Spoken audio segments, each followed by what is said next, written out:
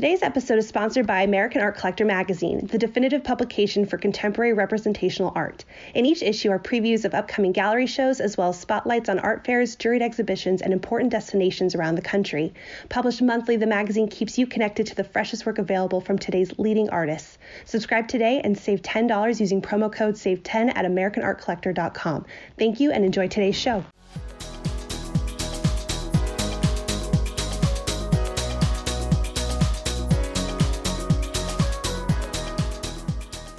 All right, listeners, welcome to another episode of the American Art Collective podcast. I'm your host, Maggie Civic, and with me today is the amazing Kelly Folsom. Kelly, how are you doing today? I'm doing so good. I'm so excited to be here. Thank you, Maggie. And you're in Colorado. I'm in Denver, Colorado, yes. Is it really hot? It is freaking hot here. I'll try not to say any curse words on this, but it's hot. I know. It's a little hotter here in Ohio. It's actually been really nice the last couple of days. The listeners know this because I talk about it all the time. I'm originally from Los Angeles, so having to get used to humidity has been not great. Oh yeah, it dry as a bone in Colorado, of course. And every time I go back home to Oklahoma, where I'm from originally, it's like you're walking around in a sauna. So I get it. And I want to go, you talk about being from Oklahoma. I really want to start this off. I always like to start it off by going to the beginning, how this all started. Where are you from? What's your background? Tell me a little bit about how you grew up. So I grew up little poor girl in Amarillo, Texas. Yes, poor as dirt growing up for sure. And then my folks moved to Oklahoma whenever I was 16. So, and then I lived off and on in Oklahoma until I was 28. So I got married really young, and then we started traveling for his job throughout the whole country, which kind of started my whole gypsy life, just moving around, different places in the U.S. And then at 28, I decided to finally, go to art school and try to do this crazy thing called becoming an artist. So yeah, and that's whenever I moved to Connecticut and went to art school in Connecticut at Lyme Academy College of Fine Arts. And then after that, I ended up moving back to Oklahoma for a short time because I was really homesick and really missed my family. And so my boyfriend and I moved back there. Oh, there was a divorce in there somewhere. Oh. But so we moved back to Oklahoma for about 5 years. And then, now we live in Denver, and our next dream place to land, of course, is Paris. So of course, that's what I'm working on right now. Trying to make my way to Paris, baby. And you'll get there for sure. I would love to. I've never been there, but I would love to go. Have you been there at least? Or scoped it out? Yeah. We've been there 3 times, at least before COVID hit, in the last, probably 6 years. And then the first time I went there was in 2011, right after I graduated from art school. And I ended up getting this really strange combination of scholarships that actually I used the money to. It was like a Bulgaria residency, an artist residency in Bulgaria. Whoa. Then I got a scholarship from the National Cowboy Western Heritage Museum in Oklahoma City. So I kind of combined the two and so that I could end up after Bulgaria, because I was like, who the hell wants to go to Bulgaria? Not me, but I'm going anyway. And so I was there for 30 days. I thought you were about to say 30 years. No. Just it felt like 30 years. It was a long time, y'all.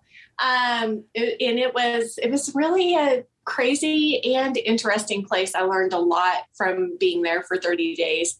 And then, so that's how I ended up in Paris the first time. And just the juxtaposition of those two places, going from a little village town in Bulgaria, close to Greece. It's like in the Rhodope Mountains. And going straight from there to Paris, France, was like, whoa, you could not get any more night and day difference between those two places. And I immediately, of course, fell in love with Paris. And it's been a great love affair ever since. Yeah. And I want to talk about you being 28 and deciding you were going to go for it and become the artist that you are today. And you said you had moved around a lot. Did you ever think there was a time where you weren't going to be an artist, or kind of what was your journey leading up to that? Did you have odd jobs? Were you thinking you were going to go down another career path? Well, I mean, really, for me, it didn't seem like there was a lot of opportunities for me as a young woman growing up in that region. This is back in 1997. And growing up very middle class family, lower middle class family. And yeah, really, I didn't even know that you could be an artist. I didn't have art classes at art school. Now, I drew, from the time I was 10 years old. It was obviously very inherent in me, and it was just something that I really loved to do. It was also kind of a form of escape for me, kind of having something of my own that I didn't have to share with my siblings because I'm the oldest of 4 kids, and also a form of escape in a way because I was the oldest of 4 kids and had to be so responsible all the time for everybody. And, in our family was actually a pretty dysfunctional family as well. So it was always inherent in me. And then, going to high school and all of that, there was just really not much else that I was interested in. And I didn't even realize I could go to college. I mean, that was the other thing. Like, I was super smart in school, the top A student, all that stuff. I was a good, obedient girl, all that good stuff,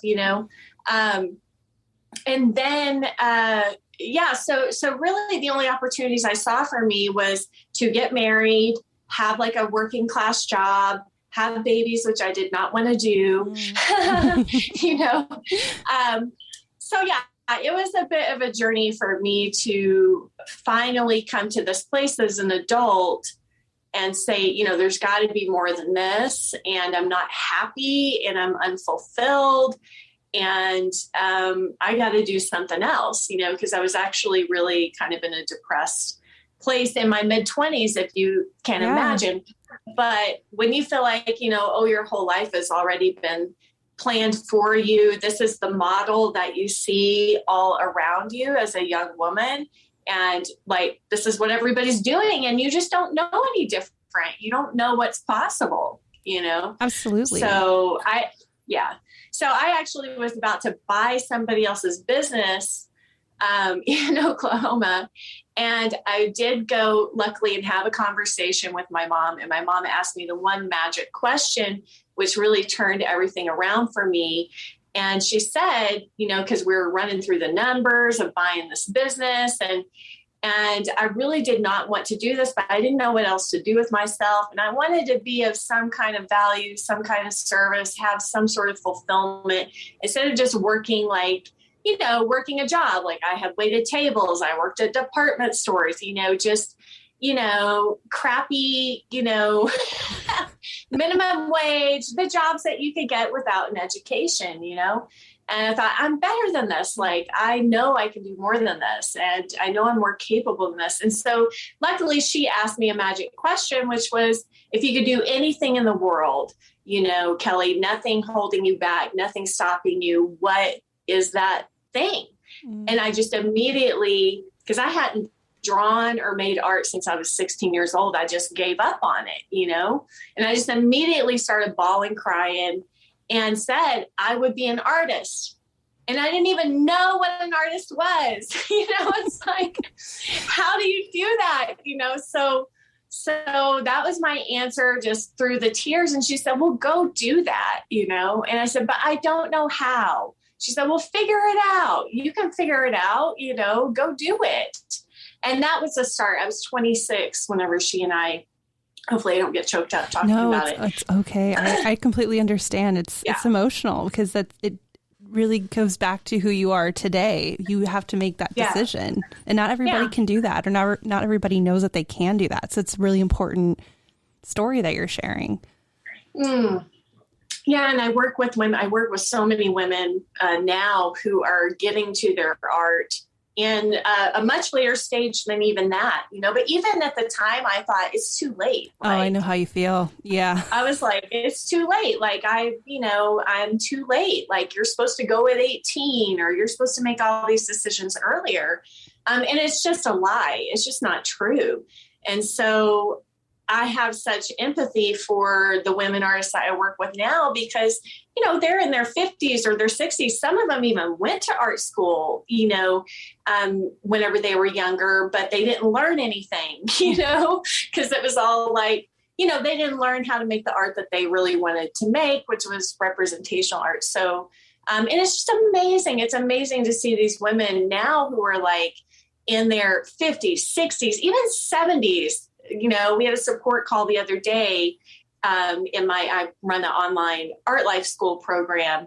And we had a support call the other day. This woman's like 75 telling me, how she just completed this huge commission that was like 30 inches by 80 inches, and she's like negotiating. She's negotiating with the collector and it's just amazing. I'm like, it's not over, like, You get as many chances as you want to have in this life if you just choose, if you just even just stop for a bit and ask that question, like, what is it that I really want? What is it that I really want to do? And it's beautiful because we live in 2022 and we get so many opportunities, especially those of us who live in America. It's just, there's so much that we can do if only we actually, first acknowledge it and then start working towards it. That's why I think it's so important because a lot of times, because I just recently had a similar situation where I saw an opportunity and I was kind of scared of it and I was kind of hiding from it. And because it's scary when you think about, I can do when you can do anything, that's the scariest thing because you just don't, what do I do with this new information that I have about myself? And so it's really inspiring to hear from especially other women who said, no, like you could do whatever you want and you can come up with a plan. I think that's amazing. And I'm love that support group. And I think you're doing amazing things. Thank you. Yeah, I love it. I love what I do. And I want to go back to, so you decided you wanted at 26 that you were going to pursue art and you made that decision. You go to the Lyme Academy in Connecticut, which I was doing some research on. It is the first Impressionist colony founded, I think, in 1899.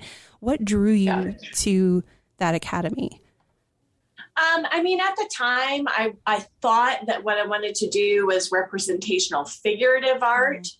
Portrait and figure, because when I was a kid, all I ever drew was portraits. Like I would copy, people's portraits from photos and things like that. Some of the first art books I ever had, because my grandma did art as a hobby. She gave me a couple of Walter Foster books when I was like 10 years old. And one was a portrait book and the other was a figure drawing book. And so I would copy all those, things out of there. And that was like basically the extent of my art education. So I picked that school because it was at the time, in 2007, 2007, it was at the time one of the very few degree granting programs that had figurative representational art available. And so I chose based on that, we always just make these choices based on, okay, I think this is the direction I want to go, because we never know. We never know what direction, we want to go in. So it had nothing to do with the Impressionists. I didn't barely even know who the Impressionists were at the time. I knew so little about art history back then. I just knew that I wanted to make art, and I thought that I wanted to do figurative art or portrait art. So that's why I picked that school. And my other constraint at the time was like, I have to get a degree because I never want to be, I was thinking a degree equals security, right. Which now, we all know that that's BS as well. But at the time I was like, at least if I have a degree, maybe I can get a better job. If I suck at being an artist, maybe I can get a better job than, waiting tables or working at the gas station, which was my previous life.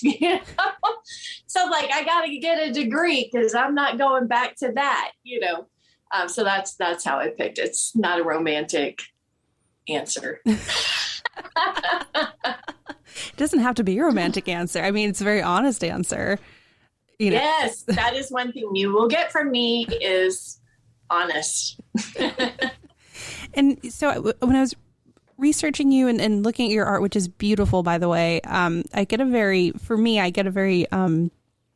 Jane Austen-y vibe, which I really love. Oh, cool. Oh, yes. There's one in particular, I can't remember the name of the painting. There's one in particular with like, it's a vase of flowers and there's a couple books to the side. And then there's a framed picture of a silhouette that kind of looks like a Jane Austen silhouette. And I was going through the paintings. I was like, wow, this is so Jane Austen-y. Very, to me, those types of paintings are very romantic. And I know that you prefer to draw your subjects from life. Can you expound on that or explain, the significance of actually having the subject in front of you? Yeah, I mean, it's mostly just significant to me. I don't have I actually kind of wish that I enjoyed working from photos because I'm like, that would be a hell of a lot easier, But, so I don't have any, like there's some artists that are very dogmatic about it and like, oh, only work from life. That's the best way. I think that's BS as well. Now, of course, it's taken me 15 years to get to that place of like, none of this freaking matters. Just do what works for you, make it work for you as the artist. So, but I will say for me, working from life, it is a very enjoyable experience. It's hard to explain. I think I'm just a very experiential person. I love having experiences. I love having new experiences. I love feeling a certain sense of connection, to the experience. And I think working from life just really provides that for me. It always has. So in the beginning, when I first started out as an artist, back in 2005, taking classes, a lot of the early stuff I did was from photos or solely from imagination. And the first time I started working from life, it was really uncomfortable because at first it was really uncomfortable because I was like, this is really hard. This is harder than working from a photo, at least in my opinion, it was. And I felt like all of a sudden I was drawing and painting like a 5-year-old.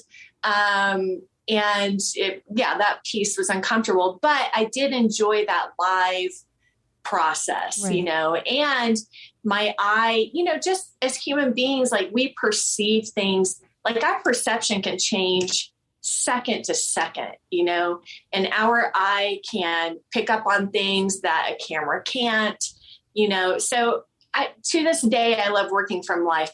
Who knows if that'll change in the future? I'm not ever going to box myself in that way. Like I'm just open. I'm open to it all. It's like, I'm open to wherever this goes because so much has evolved over the years and I've evolved and I've grown and changed and evolved as a person. So has my art. My art is different now, than it was in 2005 and in 2011, so who knows where it'll end up. But yeah, I do enjoy right now working from life. And you talked about being uncomfortable the first time that you were working from life. What is it about working from a photograph that might make it a little bit easier? And of course, it might not be easier for everybody. Like you said, perception, someone working from life, it's already on a 2-dimensional surface. Okay. So it's already on a 2D surface. I was taught early on, like just grid out the photo, then you grid out your, transfer that to the canvas. And so in that regard, it's easier. And if you take a good photo, then all you have to do then is copy that photo and maybe you end up with a good finished piece of art or a good composition. When you're working from life, you're using your binocular vision, of course, more. It's in life. You're translating this 3-dimensional world onto a 2-dimensional surface. You also are selecting and composing. And with still life painting, which is the bulk of what I'm still doing, still life painting is challenging in and of itself in that way because then you as the artist have to learn how to compose these objects. You control everything. So versus landscape painting or plein air painting, it's like the visual imagery is there for you, and it's a matter of kind of hunting down where's a good scene, and then maybe editing and selecting some things out or rearranging some pieces once you get it to the canvas. In still life, most of the time we're setting everything up how we want it to be arranged on the canvas. So I would say that's a primary difference for me. Yeah. And how do you choose your subjects? What inspiration do you get when you are deciding what you want to paint and how you're composing it and setting everything up?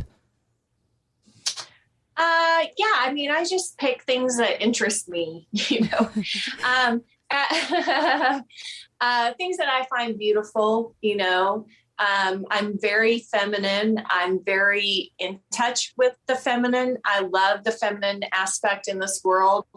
And, all of us are some degree of masculine and feminine. My masculine comes out a lot more in my business side, but when it comes to painting, I just love something beautiful. One of the first, some of the first still lifes I ever did was at Lyme Academy, and they were basically just exercises, so they were really ugly still lifes. And I didn't enjoy looking at the objects all day, So it's like, here's a block, here's something they found at a garage sale or a tag sale, wherever you live in the country, call it different. But, just random things that they would put together, and they were really just drawing and painting challenges.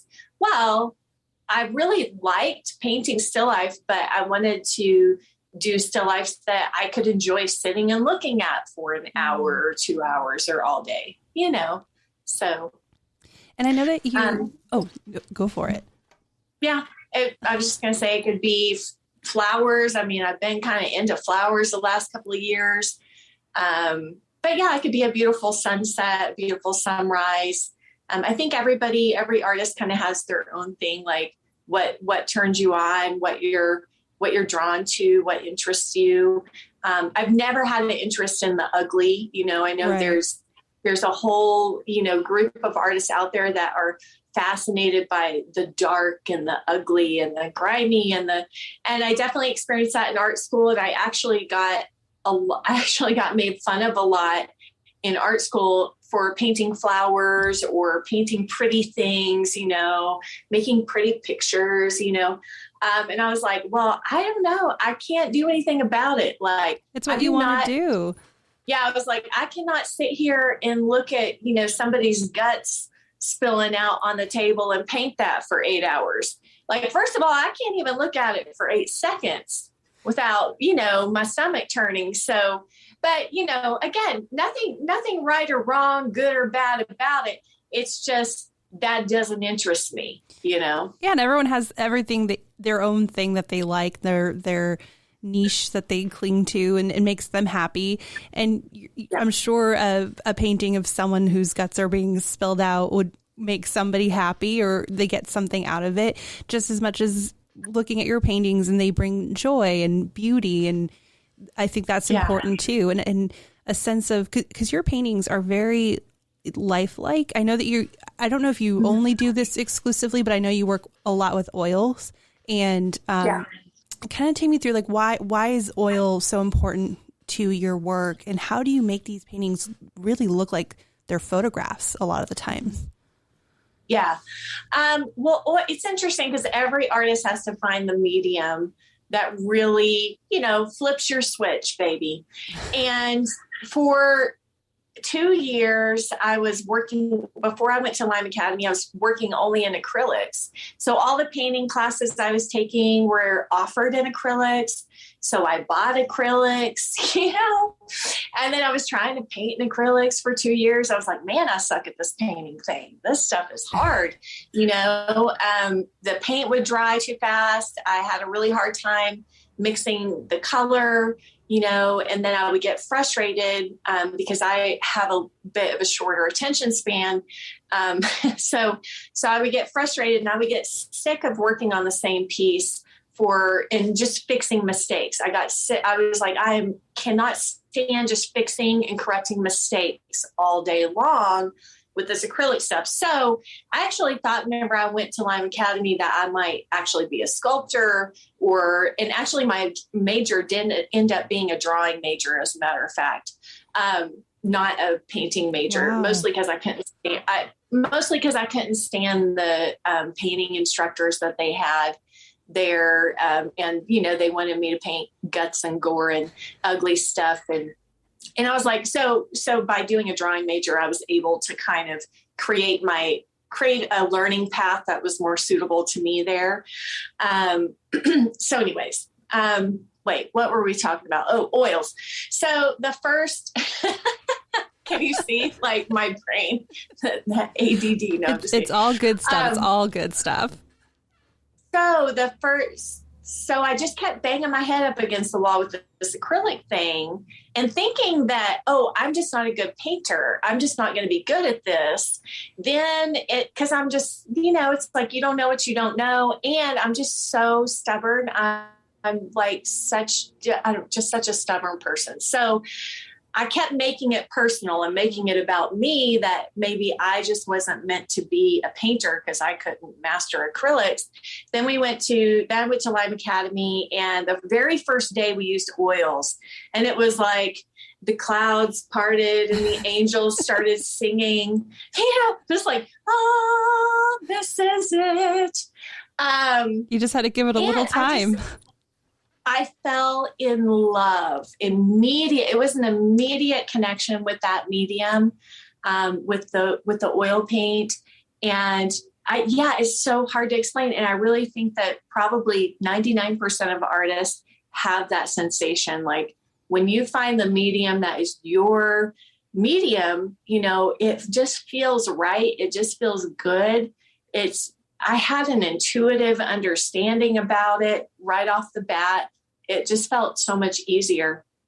I still did not understand how you could correct things if you messed up or made a mistake. As a beginner, you're going to make a lot of errors, a lot of mistakes. And so the teacher came around, and we had painted my masterpiece of white. It was a white ball in black and white. And it was gorgeous. I'm so proud of this thing. My very first painting at the school from life, and but I had gotten out of the lines a little bit, which I was concerned about back then. Now I don't care. But I said, I messed up right here and I don't know what to do about it. She was like, oh, it's just oil paint. So you just, mix up a little bit of that color that's behind it, the background color, and just go right over it. And I was like, what? Oh my gosh. You mean I can do these oils? I don't have to be perfect, No. And so it was just an amazing, eye-opening experience that very first day with oils. And I've never touched acrylic since. Now I probably could now with everything I've learned about painting and the skill set I've built now, I probably could use acrylics and do it just fine. And in fact, I have thought about doing some, because I do have a lot of artists, in my online school that do acrylics. So mostly just, I'm thinking about playing with it again, just to be in service to them. But I don't have any desire to use them. Do you feel that once you started doing oils and you loved it so much, is that when you really found your voice as an artist? I love that you asked that question, because I think that finding your artistic voice is so important.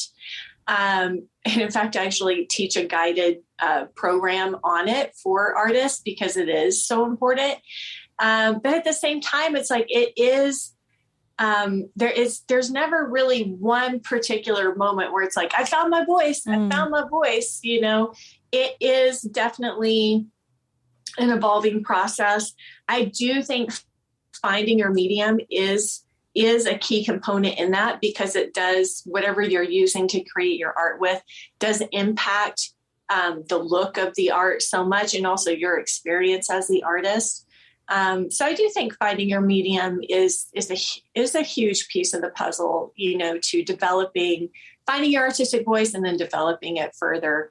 if you haven't found that medium yet that you really love and respond to. And for me, finding that medium was so important because you're always going to struggle as an artist, you're always going to struggle in your growth, in your learning. There's always going to be hard days, frustrating days. And so for me, even just having the things that I loved so much, even with the struggle, right. Yeah. Was an anchor. So if I could just lean into, if I was having a bad painting, but I could just lean into how the paint felt underneath my brush, that would bring me back to the present moment and just get me refocused on, hey, I just love doing this. I just love the way this paint feels, and get me, get my focus off of how good or bad I was as an artist or the finished outcome, the finished product. So I think as artists, sometimes as soon as we get our focus too much on that finished product, and how good or not good it's going to be, or how popular or not popular, how acceptable or not acceptable it's going to be, the focus is on the wrong thing. Right. So I do think it's a really good anchor if you can find something that you really love about the creative process. Because a lot of times, too, it's just like you said, we're focusing on the wrong things, scared of what we're putting out. Is this wrong? Is this correct? Are people going to understand it? Are people going to like it? And you just got to check your brain out the door and just go for it and do what makes you happy. Yeah, because we all do have an inner voice. We've got an inner truth compass, it's just a matter of listening to that and just following that, even whenever you don't know how, or you don't know where it's going to lead, or you don't know, am I going to fit in or not? Am I going to be taken seriously as an artist or not? Even without knowing any of that, I think listening to your truth compass, which is your voice, and just following that. So one of the big pieces for me was realizing I don't like drawing and painting the figure. And yet I chose this art school, based on that. Fine. It doesn't mean that I have to be a figurative artist to be taken seriously as an artist. And it doesn't mean I have to leave the school, there was a lot of ups and downs with all that. I was like, and then people say dumb things. Mm-hmm. Artists say dumb things, so it's like people say, oh, well, still life painting is so easy and it's not as great as figure. I heard so many dumb things from other art students at the school, art teachers, and it's fine. People are silly. They come up with all kinds of silly little judgments and rules and all that stuff, but you have to stay true to yourself and, follow that inner truth compass, follow that bliss, what do you enjoy doing the most, regardless of all that stuff, and just follow through with that, Absolutely. I totally agree with that. And it really goes the same for any type of medium, art, writing, whatever you want to do, because there's always going to be people who are going to put you down or try to say, oh, you're doing it the wrong way, or, oh, no one's really into that right now. And you just kind of have to put it in the back burner, be like, all right, that's your opinion, but this is what I'm going to do and deal with it, Yeah. Well, and so much of the time it's just, us. It's the person holding themselves back, and thinking somehow everybody else has it figured out. Somehow everybody else has it together. They're the real artist. I'm not, and the so imposter syndrome. Yeah, the imposter syndrome thing. Totally. And other people may reflect that back to you, but it's always an inside game is what I found over the last 15 years. Longer than that. I don't know. Almost 20 years now. 20 years? 2007. Anyways, whatever. Oh, almost 20 years, I think. Yeah. I don't know. I actually really don't. I think almost 20 years. Yes. I didn't know I was going to be required to do math on this podcast. No. I would never do that. Never require anyone to do math on my podcast. Yeah. So it is an internal game. And of course, there are cliques and groups and ideologies and dogmatic, points of view that are out there. And you don't have to listen to any of them. You don't have to adhere to any of them. I think that's a beauty of being in 2022 is like, especially for artists, like we can, have our own audience. We can create our own audience now. We're not even dependent on the school system or the gallery system. You don't have to have a degree, to be a full-time professional artist. It's wide open, like there's no floor and there's also no ceiling. So, it's wide open. Well, Kelly, I want to thank you so much for taking the time out of your day to chat with me. It was really eye-opening, really inspirational, honestly, and I love your story. And is there anything that you want our listeners to be aware of? Do you have anything coming up? I know you have a podcast. Anything you want to share? Oh, yeah. Girl, I got all the things. No. You can find my work. My paintings are at kellyfolsom.com. You can find all of my educational resources at artlifewithkelly.com, Kelli. And that's where the Art Life School is hosted through that website. All of my teaching offerings, my book is available through there. The podcast link will be on the homepage there. And then I also have, I'm not sure when this is going to be aired, but I will be running an event here in Denver for artists who want to build their art businesses, because I have learned so much about that over the last 4 years. And so that's called Art Stars Business Breakthrough Retreat. It's going to be right here in Denver in September. So that's September 6th, 7th, 8th coming up. But all of that stuff would be on the Art Life with Kelly website. Only my art is on kellyfolsom.com. Well, awesome. Thank you so much. And listeners, thank you for listening to this episode. If you like what you just heard and want to hear more, please rate and subscribe to the American Art Collective podcast and follow us on social media at the American Art Collective for behind the scenes photos, deals, and more. Thank you so much. I'm your host, Maggie Civic. Until next time, goodbye.